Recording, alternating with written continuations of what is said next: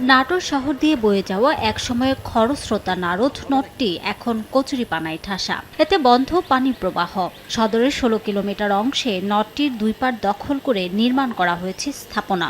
সরকারি বেসরকারি শিল্প কলকারখানার বর্জ্যে দূষিত হয়েছে নদটির পানি। এতে দুর্গন্ধের পাশাপাশি মশা উৎপাদনের অভয়াশ্রম পরিণত হয়েছে নদটি। ২০১৮ সাল থেকে পানি উন্নয়ন বোর্ড কয়েক দফায় উচ্ছেদ অভিযান চালায়। এরপর পরিকল্পনা অনুযায়ী কাজ না করায় আবার সেখানে গড়ে তোলা হয়েছে কাঁচা পাকা স্থাপনা।